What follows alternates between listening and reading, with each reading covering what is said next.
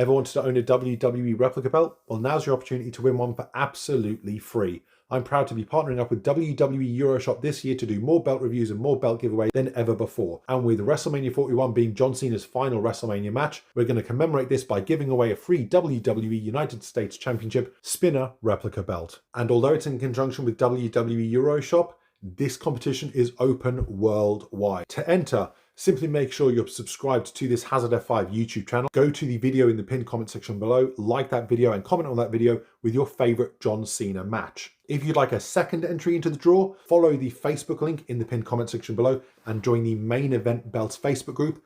Go to the featured post about this giveaway, like the post and comment your favorite US champion of all time. As usual, my patrons over at patreon.com/HazardF5 do gain additional entries depending on their subscription tier, and the draw will take place the Tuesday night following WrestleMania 41. Good luck to everyone.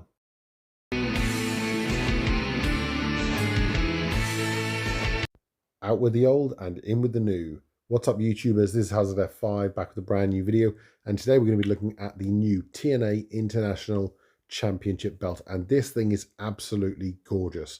When TNA rebranded back to TNA, debuting their new belts a year or so ago, I said that I really liked the championships, but specifically the Digital Media Championship. And luckily, with that belt's retirement, its new belt taking its place is still my favorite belt on the current TNA landscape. So this belt sits on a bright blue strap with the logo in the center of the main plate with the blue globe in the background. Around the globe, there is a ring consisting of flags from around the world, which I absolutely love. I think this might be, as far as mainstream wrestling belts, the largest number of flags on a championship belt. I might be wrong about that, but it doesn't have any duplicates like on the European Championship with the WWF.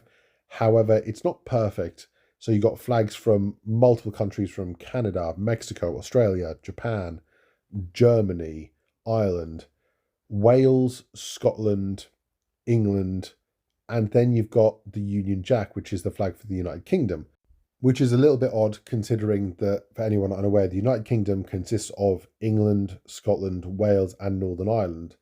So if you've got the flags for England, Scotland, and Wales on there already, why would you then have the flag that encompasses the three of those plus Northern Ireland? But that aside, it's a really, really nice touch.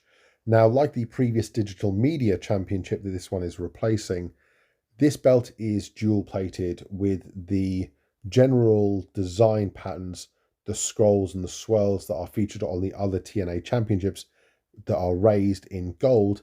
The background and the general filler for the championship is nickel, creating that nice dual look to it.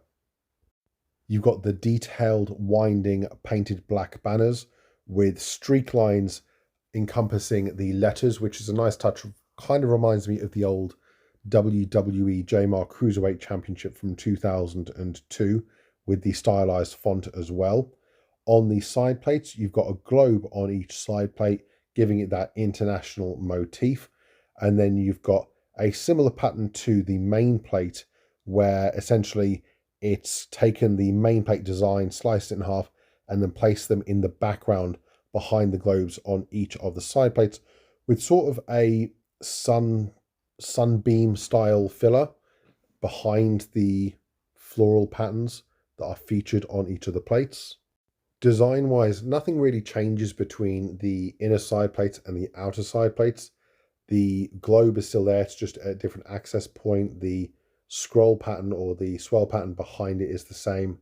However, the actual shape and size is different, with the inner side plates having that indentation on the inside interlocking with the main plate, whereas the outer side plates are a little bit more linear. They don't have that curvature or that cutout section to interlock, but overall it goes really, really well. And I've always said I like a uniform look to championship belts within a company, where it's very clear, minus the logos, that there is a consistent theme going throughout, and this stays within that narrative, in that the main plate is quite tall yet relatively narrow width-wise, and the inner side plates interlock, whereas the outside plates generally don't.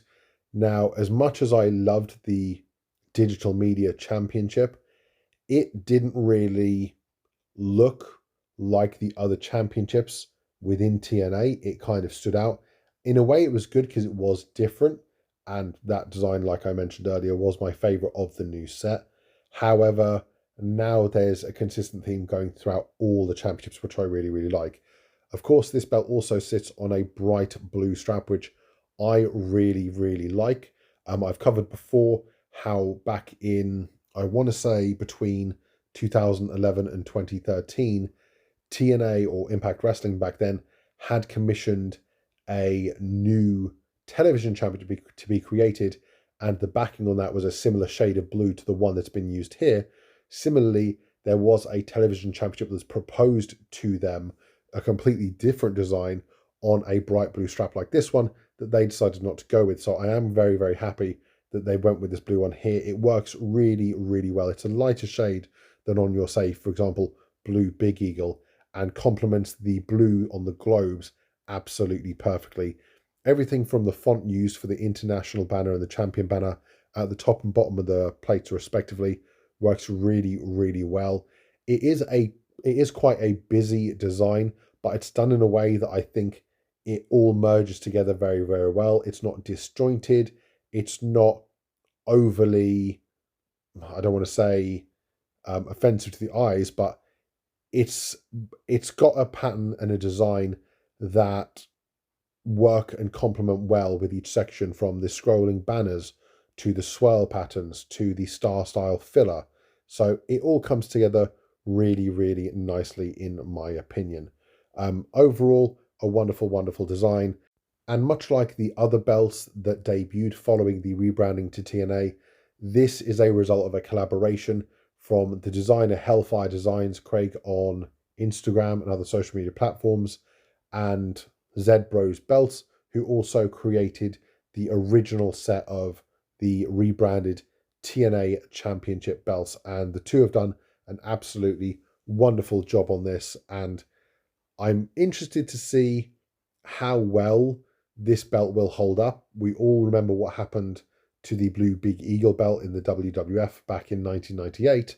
However, while TNA isn't known particularly well for taking care of their belts, I don't see this one having beer spilt on it every week and being involved in a bloodbath before a first blood match. But anyway, guys, that's it from me. Let me know what you think of the new TNA International Championship belt down in the comment section below, and where does it rank amongst the current TNA Championship designs? Let me know in the comments, and I'll catch you as always next time.